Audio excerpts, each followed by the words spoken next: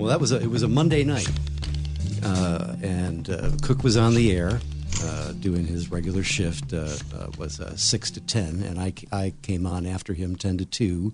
So I used to show up at the station about a half an hour early. Cook and I would hang out and talk and whatever. I think Devo was the King Biscuit Flour Hour for the night, and we were talking about the AP machine. It was like a big typewriter, like a 100-pound typewriter, just going constantly, and it had bells for the different severities for the stories. If you heard 5 bells going off, you better go over to the teletype machine because all hell is breaking loose. So it's about 20 minutes to 10, and I hear 3 bells. So I'm like, okay, that's kind of unusual. So I went back and saw that John Lennon had been shot in New York City. So I ripped it off and brought it in, showed it to Cook, and he was like, okay, well, he'll probably be okay.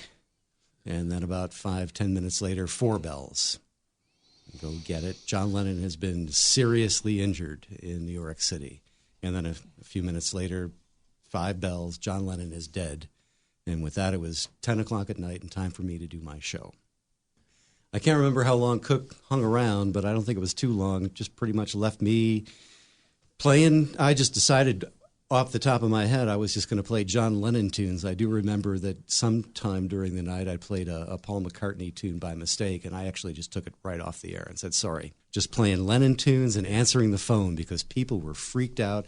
Of course, I saw years later, and everybody's probably pretty familiar with the Howard Cosell Monday Night Football clip where he announced it on Monday Night Football, and I'm sure a lot of people heard it there and then tuned us in and heard all the Lennon music, and people were just freaking out. Well, Charlie said whenever he is about, I can't remember what time it was, but I was doing the morning show, and Charlie said, if you're waking up right now, prepare yourself. Right. And I'm thinking, oh, my God, what is this? And then Charlie, that was the first I'd heard of it.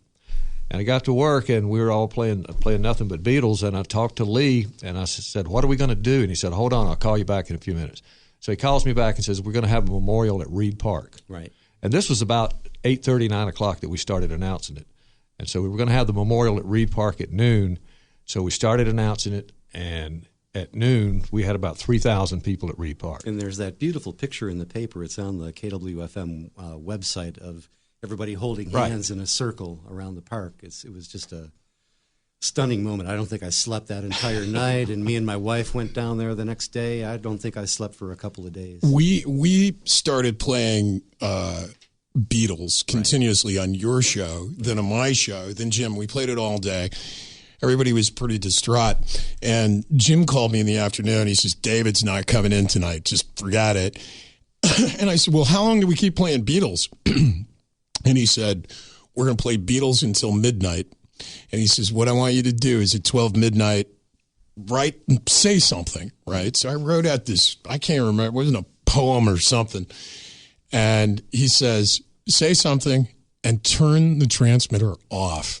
Wow, that was great. And I did. I actually turned it off and left it off for 3 or 4 minutes. And then we went back on the air and tried to go on. But it was a very, I think that was kind of like a point in the timeline where a lot of things changed.